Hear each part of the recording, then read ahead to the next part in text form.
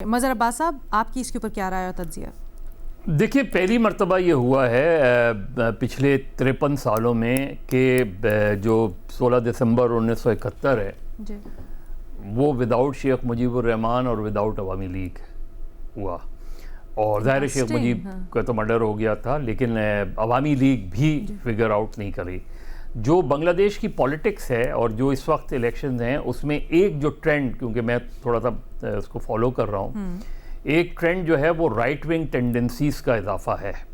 اور جس کی سب سے بڑی مثال یہ ہے کہ چونکہ ڈھاکہ یونیورسٹی مشرقی پاکستان میں بھی کے وقت بھی اور بنگلہ دیش کے وقت بھی، ڈھاکہ یونیورسٹی کا بڑا سگنیفیکنٹ رول رہا ہے جو ہے وہ بنگلہ دیش، ان کے نزدیک بنگلہ دیش کی آزادی کے حوالے سے بھی، اور پھر پوسٹ 71 میں بھی ڈھاکہ یونیورسٹی، اور اب بھی جو چینج آئی وہ بھی ڈھاکہ یونیورسٹی سے ہی آئی.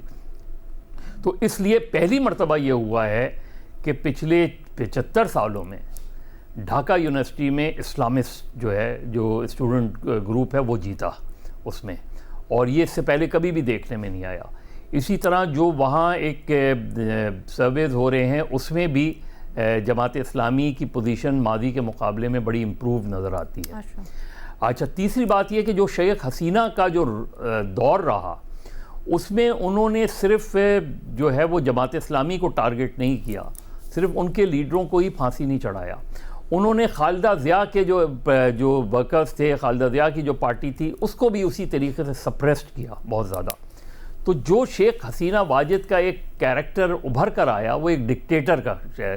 انہوں نے اپنی پولیٹکس کی وجہ سے اپنے والد کی پولیٹکس کو ڈیمیج کیا، انہوں نے اس پارٹی کو ڈیمیج کیا جس نے مشرقی پاکستان سے بنگلہ دیش بنایا، اور انہوں نے اپنی شخصیت کو ڈیمیج کیا.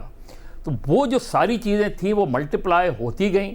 چونکہ جماعت اسلامی کے لیڈر جو 80 سال کے لیڈروں کو آپ نے پھانسی دے دی گئی، بجائے اس کے کہ آپ چلیں آپ کو سزا دینی تھی انہیں سزا دے دیتے.